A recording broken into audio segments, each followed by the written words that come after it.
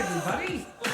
My first single is out, A Little Bit Obsessed with You, and me and my friend and producer Jeff, we thought that we would get together and we would, like, do a behind-the-scenes, like, breakdown of the song for you. I think we got a lot of cool stuff to share. Yeah, so we're going to play little bits of it and then talk about it. Yeah. Okay? So, that's the intro. Thank you. That was the intro. That was the intro. That was the intro. I hope everybody could hear what we were doing in the room over that intro. Now, if you haven't heard this thing yet, then you just need to go to Spotify or Apple Music and actually just listen to the whole track, because if this video were just playing the whole song, that would be a waste. So, and boring. And pretty boring. Pretty boring. Yeah, so we're going to walk you through it, and as we're doing it, you're going to be able to see sometimes the actual Logic session, as you can see right here. Like, this is what Jeff put together, all the different... How many tracks are there on this song, Jeff? Well, some of them are pre-mixed and everything, but we have 103. 103 tracks.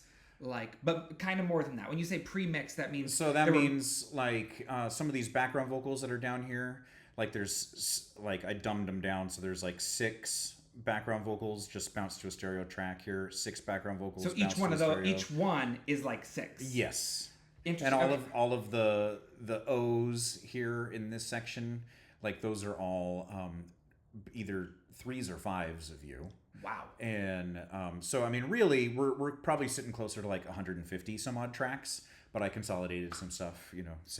Save the computer, make it happy. Love that. Okay, so let's actually talk really quick about the O's at the beginning. So yeah, there's a lot to say about the O's, but the O's kind of come back and hook throughout the whole song. So yeah, they're kind of the thing that kind of glues the whole song together. Yeah, and actually the O's were the first, when I wrote this song, it was the first thing that came to me. I went to the piano one day, I think in 2019, and I just sat down and I started just playing those O's. Mm-hmm. None of the rest. I just had like, I want to write a song that has these fun O's in it. And that was pretty much it.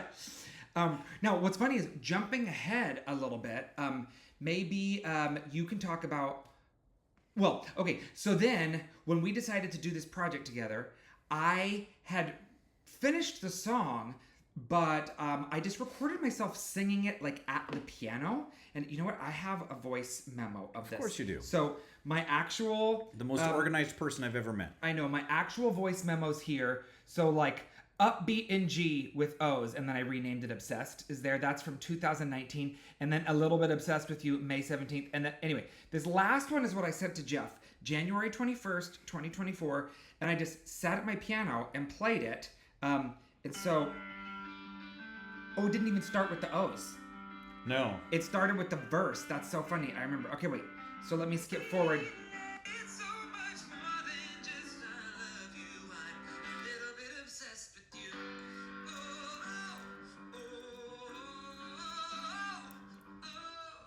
Okay. So you hear, I didn't even sing all the O's. When Jeff took all that, like when he sent me the first version of what would be the track, all of a sudden, there was a huge choir of O's. I had not gone into the studio, and it was almost exactly what you hear from the thing. How did you do that? So he sent me, you sent me the audio demo, and I listened to it, and I was like, oh man, like the O's are so strong, the track should start with that. And so what I did was I used an AI stem splitter and pulled your voice and separated it from the piano, and then you had sung that 3 or 4 times down in the song at different places. So I just chopped it out of the piano demo you sent me and stacked it on top of itself 3 times, and then kind of time stretched a little bit just to kind of make sure that the right, because when I did it at the piano, there was no like click track or anything. Yeah, so each of the 3 times that I did it were probably at different tempos. Yeah, I mean not extreme, like, but you know the song was definitely a little bit because I have perfect tempo. No, the song was faster by the time it got to the end. It always is. Everything I would do is always faster when I do it live. I am not unique in that though. No. And so I just took the three clearest, least obscured by the AI algorithm takes that I could find and made them into a group vocal, and then just drowned them in reverb and made it sound like it was like a bunch of dudes just yelling from the back of the room. And I think that Aaron was like, oh, maybe I did ask the right person to help. That is for sure. Now, what's funny is when we ended up getting into the studio, I was like, I had heard the track of this so many times. I was like, I just assumed that we would re-record those O's, but like, just because I'm like, the final thing is not just gonna be me barely trying at my piano in January, like, right? I was like, it's just more fun. Like, I don't think there's a reason to redo these things, so we just kept it. Although you added your own voice to it. I did. Right? I layered myself underneath it just enough to kind of make it feel a little bit wider. Can you play those O's? Yeah, for absolutely. Absolutely. So we're coming down here to the bottom where I got my O's. So I got 3 errands here, center, a left, and a right. And then the other thing that I did too to kind of just make it a little more catchy was instead of just letting it be one long flowy like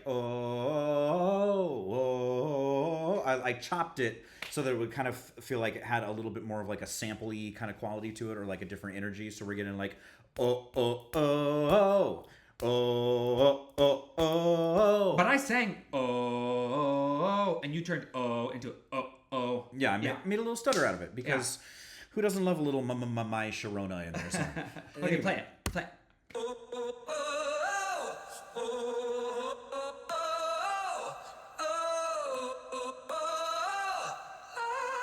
Okay, so that's all just me at the piano. Now add you on the lower octave on it. Let's see, I got myself on a high octave and a low octave. Oh, okay, awesome. So here we go. Here's what it sounds like with me added in.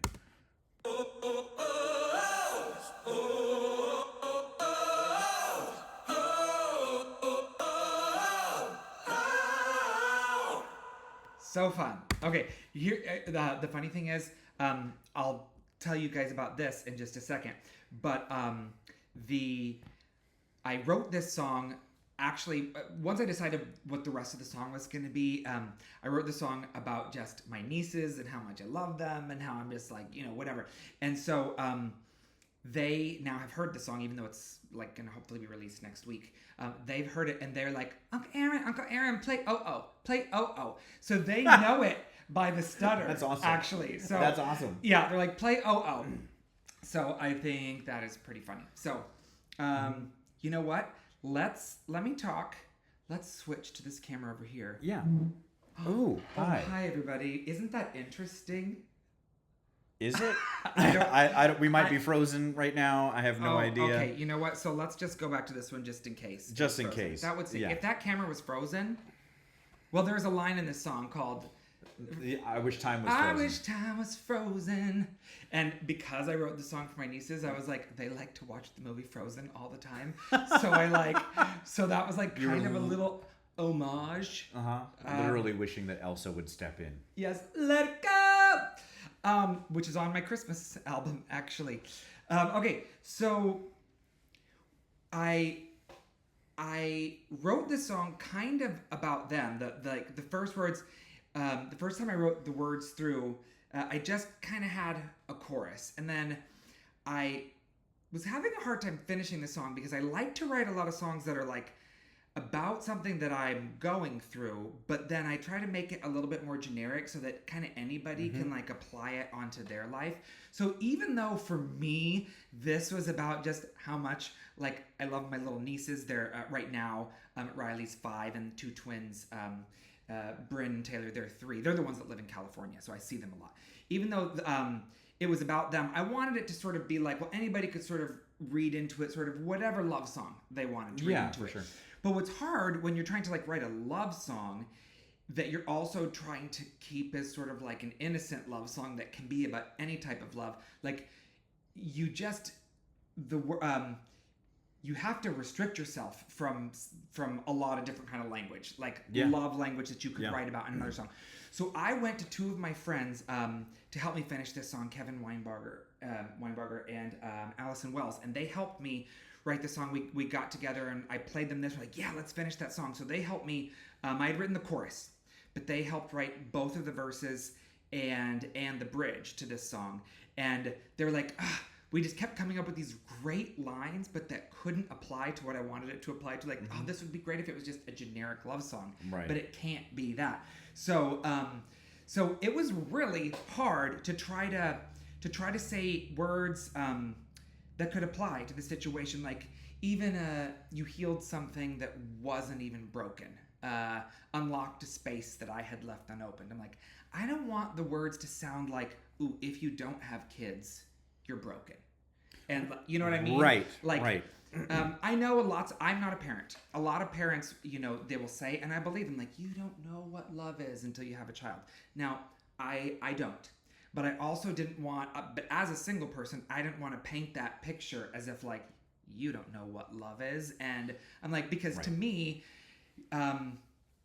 I do have a different appreciation of what that is. Now, like, I just see pictures of them and I'm like, oh my gosh, I'm so obsessed with you. So anyway, that's kind of what the song is about. And I just wanted it to be just a fun song about that. And that's what it is. So now let's get back into maybe a little bit of the music. Yeah, what should we do next? Let's...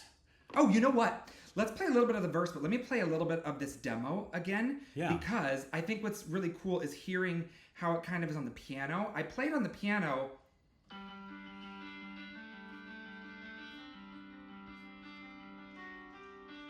So now play the verse, what you did with that cool like little synth lead. Cool. Do you want it with or without vocals? Without the vocals, maybe. Okay, you got it. Yeah.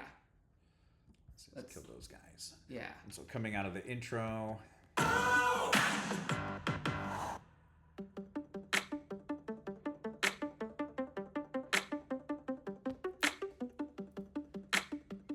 And then I love how the acoustic guitar comes in here.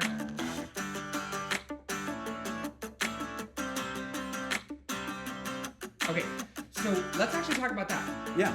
This acoustic guitar. Mm-hmm. That's you playing the acoustic guitar. Playing it on my keyboard. Playing it on your keyboard. Playing it on my keyboard. What? Okay, wait. Yes. So it's just really good samples. Thank you, Native Instruments. How much of this, and actually how much of this song, or then maybe like the whole album, is samples versus live instruments? I think that it's really just one song that has live instruments on it. Well, we kind of have we have live piano. Yeah, on I mean kind of live piano. Sure. Basically live piano. Yeah. On Savor and on you have some on Rises and Falls a little bit. You've played. No, I mean I've obviously like I'm doing programming everything on a keyboard. So anything that's supposed to sound like a keyboard between Aaron and I, we were able to kind of just suss out who was the better fit for playing the parts in certain places. Aaron's got a very good attack when it comes to things that feel grandiose and have pizzazz and showmanship, and I'm very much about blending in and staying in the cut and making sure all the little puzzle pieces fit. And so I can blend in. Exactly. So the times that it rose to the surface that he should be playing the piano on certain things, it became obvious because it was like, Aaron's a fantastic piano player, and there's no reason we shouldn't be showcasing his talent in all the ways that he's talented, not only as a singer and a songwriter, but as a pianist too. And but it was really nice. Like, one of the things I actually enjoyed about this is that we could talk about things from a very common place, since we're both keyboard players and we can both sing, and it was easy for us to kind of just find that really quick connection to get us from A to B on any kind of decision.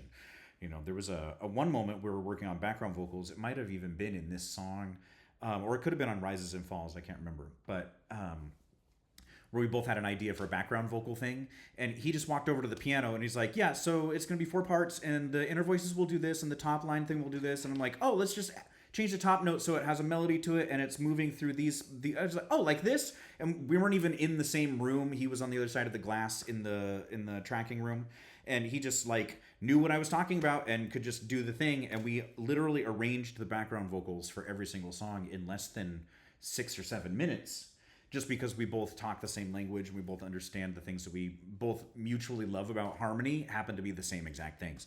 And so if I had an idea for something, he's like, "Oh my gosh, I love it, let's do it." And then if he had an idea, I was like, "Yes, I was hearing that too, let's do it, let's throw it in." And we always told ourselves, let's record more than we need and we can thin it out later. And we just never got to the thin it out later part of that conversation, but it's actually not that bad. Let's play some. Let's play just the background vocals in maybe the first chorus of this song. Okay. Well, we got to get to the second chorus. And let's see here. Because we got So I'm we singing got harms, we got leads. You give me a feel, and then there's like feeling. The sort of like choiry thing you can start playing at any time, and I'll stop talking. Right away. Yes, okay. So here's what some of the stacks in the chorus sounded like. Oh, oh, Yeah, oh, those are lots of O's. Maybe those are just O's. oh, oh, So you can see. oh. Yeah, those are just O's. I don't know what I'm picking. Okay, hold on 1 second. But those were really nice O's, Aaron. Thank you. You're welcome. Oh. Oh. Yes, actually, those O's were something that like, we actually spent more time mixing those O's than some of the other things because I sang them too close to the mic, and then I wanted them to sound far away, like it was a whole bunch of people. Before we started this project, we got together for like almost a day, and Jeff was like, let's listen to a whole bunch of stuff. Yeah.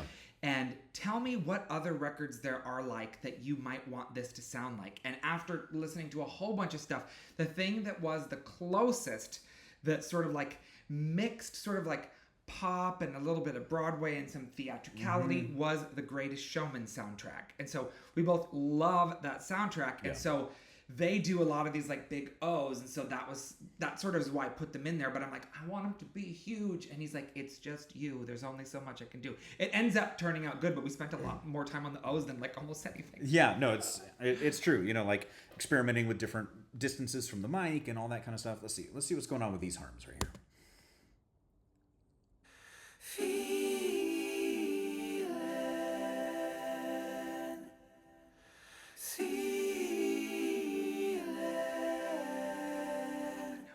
So fun. And that's one of those instances where there's like, 12 stacks of harmonies that I just consolidated down to one file. It's more than love. Wait, what is that? Okay, so it's like there's like little like stutters I've never heard. What is that? It's more than love. So I'm gonna guess. I've never heard this. Yeah. I Okay, think guess what you think I did. Okay, I think I probably sang "It's more than love," but then the lead vocal was like "It's so much more than," and so you needed the background vocals to like cut the words off at the same time as the lead vocals. So you took the background vocals and like chopped them up into like vowels and consonants and aligned them all perfectly to fit with the lead vocal. Is that? Yeah. Can you zoom in on that? Is this the section right there? No, it's just this one little Okay, audio so you've file. already like mixed it all I've down. already So we mixed it can't. all down. Okay, but this is still a good example right here. This is not it, but you can see how much. Let's see what's going on. Yeah, with, what is with, that with this guy? section? What I'm guessing it is well, we'll just have to play it and find out. But yeah, you're right. I had to get rid of a couple of consonants in there just to make it land at the same vowel as the lead vocal. Okay. Oh, it's the scratch vocal. I guess Oh, that's so fun. I'm a little obsessed. I guess I'm a little obsessed. I guess. So yeah, so we're doing little tape dives in there. I don't know if that's in this session. No, it's in the vocal editing session. Okay, wait. The vocal editing session. Yes. What is that? So that's the session where we tracked all your vocals. I'd always keep it separate from the session where I'm programming instruments, and then just bounce stems from both, and then combine them into a master edit thing. So that you don't have so much crazy. So that I stuff don't have in, like the 200 main tracks, and I don't know what's going on, and it helps me save plugin resources, and it helps me just kind of like be intermediarily. I like that. Yeah, thank you so much. Copyrighted, incidentally, right before this interview started. It just helps me get ahead of being organized so that I'm not forgetting anything. I'm working a lot on blends as I'm editing and all that kind of stuff. So once I'm happy with the blend, it just doesn't make sense to reinvent the wheel when I bring it in for a mix, because then I'll just start pulling the thread, and then, there's no more sweater. If you want to destroy. Okay. So when we get to the bridge, Yes. the lyrics are you pulled my attention into a new dimension. So I really wanted the music to also feel like it was going into a new dimension. And so before we even got to the studio to do the background vocals, Jeff had already was like, what could we do just on the track? Because what would happen is he would, oh, here's a good thing to talk about. So I sent him just piano and my voice. Then the next thing that happened was he spent a few weeks making me a track. And it would be a track, and the first thing would be just like, is this the right vibe? And it was not, there wasn't a whole lot. There was like maybe some bass, some drums, Just like some- maybe like the main instrument. Basic sound selections and just a very basic skeleton. Yeah, of, like, do you like this general idea yeah. thing? And then once we sort of settled on the general idea, then you would like start to go section by section and expand that. And then you would text it to me and I'd be like, ooh, okay, I love that. What if we change this here? What if we add 2 beats there? What if you change this sound to whatever? So we had already got this bridge into a, like maybe like a kind of doo-wop-y sort of thing. You had bum, bum, bum, bum, bum, bum, bum, bum, like in the piano, I believe I remember this.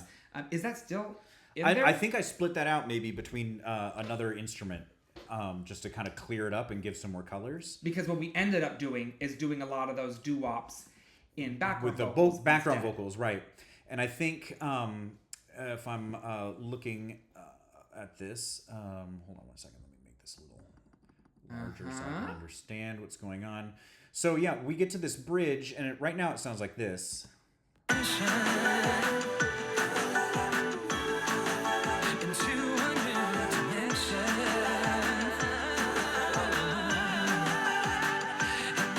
There's a lot going on in there. But yeah, I simplified it. So the piano is just very basic now. And it's just kind of like bouncing up there all by himself.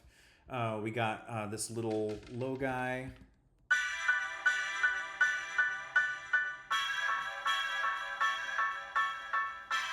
And this little guitar idea. I've never seen or heard a lot of these things. I mean, I've heard about all together. You don't know. You don't realize all the things going into making kind of a unified sound. Yeah, and that's pretty much it. I think this in the track, other than the sub bass, those are the only instruments that are in there. The rest is all being accomplished with voices. Wow. And that's not what it was. That's not what it was going in. No, Like, when we got to the in studio, there was a lot more. it kind of had more of like a psychedelic, like Indian raga kind of like thing going on. What I specifically asked for. Because it's what I think of when I think of Aaron. But yeah, I think making sure the track stayed super basic so that we could build as many vocals as we wanted. And then if that didn't work, I could always come back and expand the track. But we somehow managed to find the right balance going in and just kind of like digging into adding as many voices as we'd like. Yeah, and this was the second song of the whole project that we recorded. So we, and the first time that we kind of went crazy with the background vocals. So maybe this is my favorite part of the whole song is all these background vocals in the bridge. So Well, I have another favorite part right here is this no. ridiculous ad lib that you threw in here. Oh, okay, It let's sounds hear like that. this. Dimension.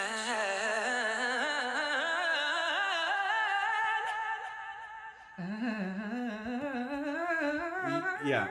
The first time you sang it to me, I was like, "That's too busy, Aaron," and then I like fell in love with it like 30 seconds later, and I was like, "Okay, never mind." Well, we recorded this in LA, and I live in North San Diego, so I would drive 2 to 2.5 hours to get to him, and so like every weekend or every other weekend to record a lot, and so I would that little riff was maybe an entire hour of one of those drives. I was like,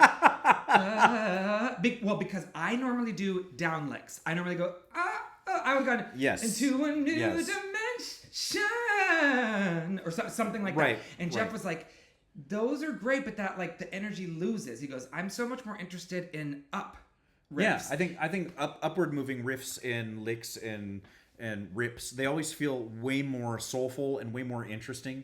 Anytime you go to a good solid like gospel church and you see the singers, they're riffing up more than they're riffing down. It's like, And they're I'm sending not the used to praises that. up. Yeah, exactly. So he's like, you know what's so much better than a downward one is an upward. I'm like, oh, totally. I'll be right back. And then I'm spending hours in my car like, how many up riffs can I learn? And so I'm just like, you'll hear some in Rises and Falls, you'll hear this one in here. And so, but I'm not used to those. So I was just like,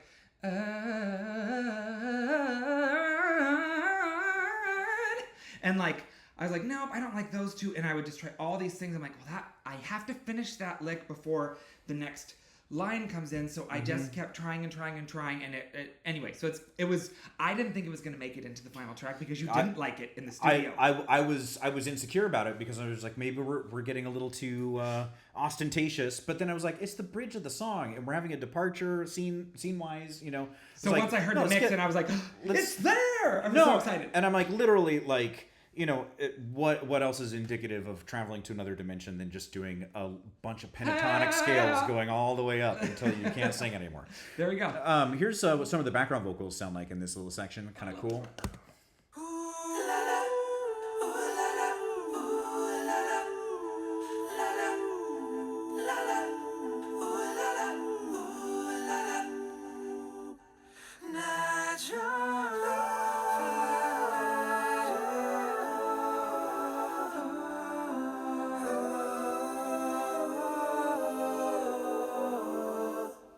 Okay.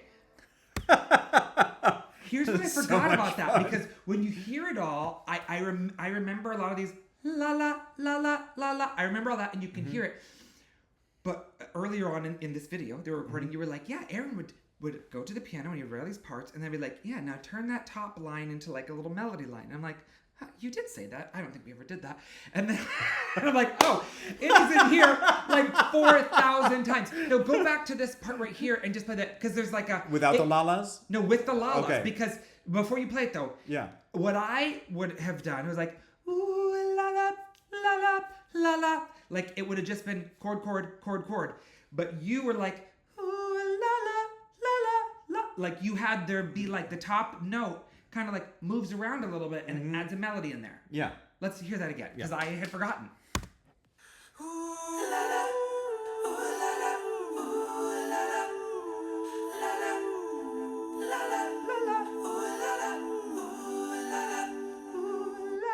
Yeah. That's so fun. Okay. Yeah, no, I mean, I think it just keeps it interesting. You know, it's one of the things that I learned a long time ago about writing interesting synth parts in pop songs is like you have to keep a lead line going on the top. You know, like there has to, like, even though you're holding down like the meat of the song with all the chords and everything and just doing long pads, like the top note of your stack still has to have the melody. It's just like writing for an orchestra. You know, it's like, yeah, you could have like the 4 French horns playing, but it's like if the top one isn't doing something melodic, then there's no reason for the rest of those things to be underneath it. You know, it's like there has to be some kind of contour to chase those things. Yeah. And you know, so just thinking more like in ranges, like when you're building tracks and when you're singing, and you know, all these kinds of things of like, what's the soprano part, what's the alto part, what's the tenor part, and what's the bass part? Because you know, orchestras are built in the same families. You know, in the woodwinds, like the flutes are the sopranos, the oboes are the altos, the clarinets are the tenors, and the bassoons are the baritones or the basses. Same thing with the strings and with the brass, you know, and so it's like when you're dealing with synths, it's easy to forget that things have to exist in certain ranges, you know, like meatier sounds should probably be kept lower in the range to occupy that space, and thinner, more fluty kinds of sounds need to be higher up so that they can occupy that space. It's like kind of the way we're programmed to hear in like these like pyramids of like wide at the base and narrow at the top. And so I think about that all the time when I write, when I'm arranging and writing and all that kind of stuff. Okay, so then after this section, we go into sort of like the radioed out sort of like single chorus. Now, maybe talk about this, because I think this might be the only time in the song that it's only one of me singing the chorus melody. Is that true? I think so, like, yeah. Normally when a chorus, it's a lot of times just on the chorus, sometimes more than that, but like all the time there's background vocals. There's like many of me singing the background vocals. But a lot of times a trick that you'll do in recording is like on the melody on a chorus, you'll like double or triple somebody. So there's like the main one of me, and then like one or two other ones like tucked in a little bit more, so that it just like just to kind of make it feel more full to compete with the track. In this song? Yeah, it's all over all of your songs, okay, with the exception of the song Again, which is just a single voice, and then I think Better Off Now is mostly a single voice. Yeah. Because those are more intimate. They're more personal songs. Yeah. And so I feel like a single voice does a better job than stacks of voices in something like that. But yeah, in this song, the whole bridge and then coming out of the bridge, moving into the little breakdown chorus, that's all single vocals. Okay. And so, you know, if we could just... oh, yeah. You want to just hear it by itself? Yeah. We'll just get those guys. You pulled my attention Oh wait, this is bridge. Can we go to the? Yeah, you want to go after this? Yeah. I meant- into a new. Yeah, the way I thickened this one out, that vocal particularly, was Oh, yeah. just to add a slapback delay to it to kind of make it sound like it was coming from the 50s. Okay, then play it again. I want to hear it again. Yeah. I want to know what that means. Attention Kind of just like the Elvis delay thing. into a new dimension. Oh. Okay. And it's a naturally Interesting. so That's natural. like a special kind of Cool, delay. yet Yeah, so it's just like a quick fanatical. slapback tape delay. Innocent and crazy kind of love. And then we come back to the normal picture, but in a tiny little space. You give me a feeling like I've hit the ceiling. You give me a feeling. So here's, I had the weirdest time recording this melody because this is like my second time in the studio with Jeff, and I'm all, you give me a feeling, and he's like, I'm gonna have you do something weird. He's like, I need you to be like a ventriloquist while you're holding out the long note on E. He's like, you can't just go, hee. It's like too boring. So I need you to like go, hee. So I felt so dumb, but this is me in the studio. I'm gonna like, let's see if I can go to this. So I'm going, you give me a feeling. Like that is what I was doing to sing it. Like I've hit the ceiling. So good! It sounds amazing. Yeah. It looks weird, but it sounds amazing. And it feels so weird to do that. I'm like, please don't watch me do this. I'm going to trust you and I'm just going to try this. But it's pretty cool how like it just gives it a little bit of motion without like it feeling like it's intentional. Yeah, So, well, there's nothing worse on a recording than a sound that's just static. It's not going anywhere. It has no shape or life to it, you know. And it's different when you're in a concert hall because you have reflections bouncing off each other. You have distance between like reverberations and things. It's kind of creating its own modulation over the sound that you're perceiving in a room. And so someone can be very static with a note and hold it out, and it still has the perception of motion because of the bouncing off the walls effect that's going on in the room. But on a recording, you don't have that. You know, organically at least. So you got to simulate some extra oscillations sometimes on these held out notes that really make a big difference. okay, so then what's so interesting about almost all the songs on the album is the way that we'll record them is I will sing through like all the lead vocals, and then we'll like make up background vocals. Almost always we make them up on the spot. I sometimes have a few ideas of what I want, and he's heard them a lot of times, so he sometimes has a few ideas of what he wants as well. But a lot of it, we end up making up 75% of them on the spot. Yeah. And then after all that is over, then he'll be like, let's do some ad-lib passes. And so we'll go through and he'll just loop the last chorus or two, and I just make up stuff for in between. And sometimes I'm like feeling it, and sometimes it's like the worst.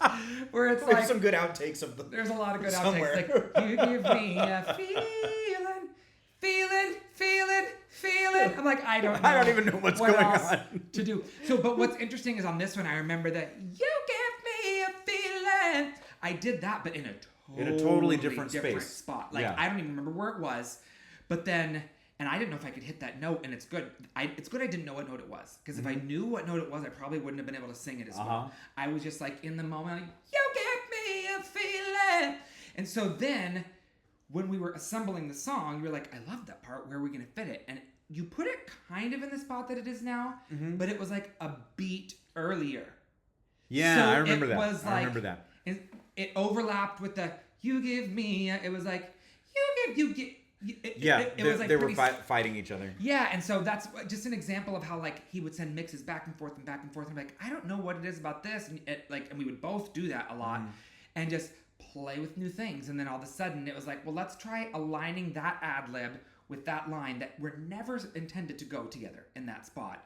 And then I was like, oh, yes, I love that so much. And so that's what happened to so much of the rest of this. So maybe. Yeah. I mean, do you have a sense of how many times I sent you mixes? Oh yeah, almost like,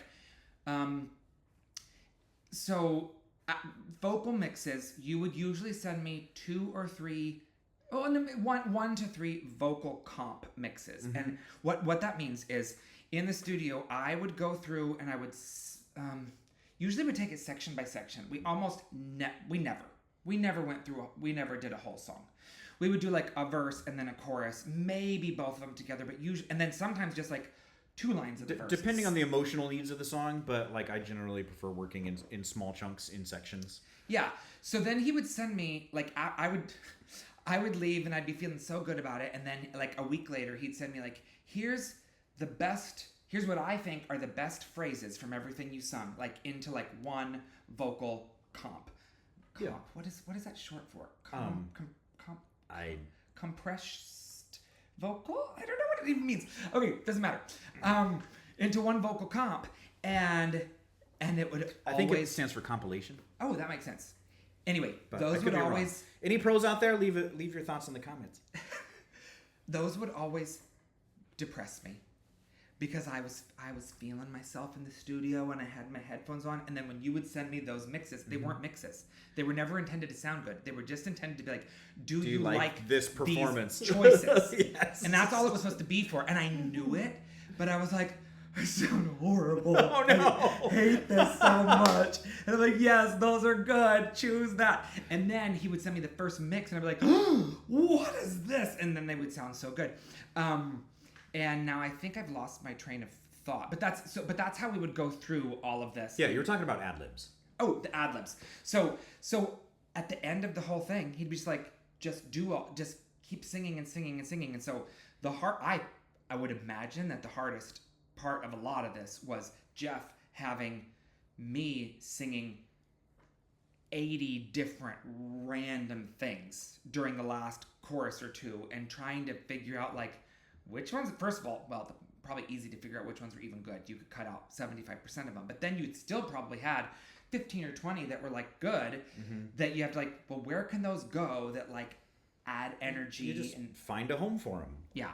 You know, it's like little lost puppy dogs. Oh, and your question was how many mixes would you send me? Right. So after you started sending me the real mixes, we never did less than 8, and I think the most that we did were 11.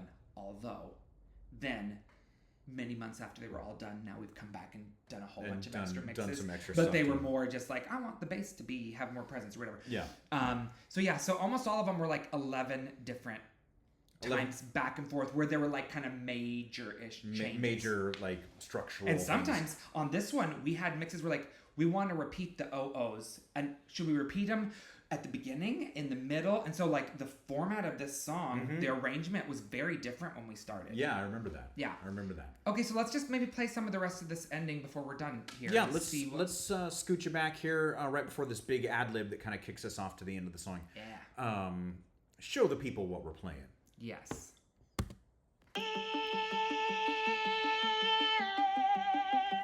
You give me a feeling. Oh! Like I've hit the ceiling.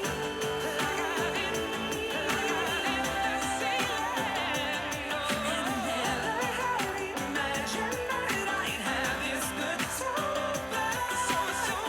It's so much more than just I love you. A little bit obsessed with you.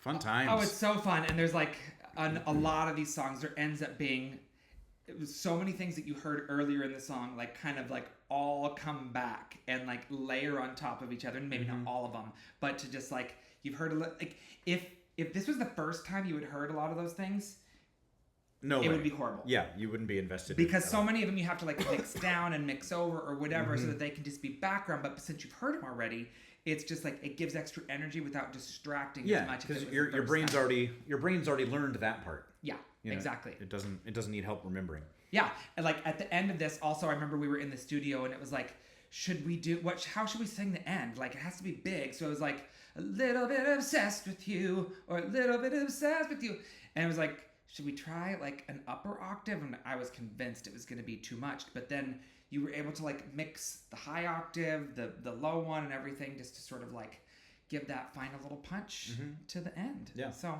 No, and especially when you go overdrive on your voice, like it has such nice grit to it with the little bit obsessed with you. Oh, like yeah. It kind of gets like shouty and gritty. I love that. Yeah. My I played a demo of this to my friend Andrew. Before we had even recorded it, I played him like your first like instrumental thing, and I was singing along with it. And he's the one that was like, he gave me the idea for like the confession and obsession, and so I was like, oh my gosh, I really love that. So then I wrote that sort of like, that was one of those like it sounds like an ad lib, but it's really more just like intentionally written at the end. Yeah. And in case I didn't mention this obsession, here is my confession. Anyway, I just love how that sort of like just propels you to the end. No, it's like great. It hits me like a George Michael moment, which I really, really love. Sorry, I'll never compare you again. Thank you. You're welcome.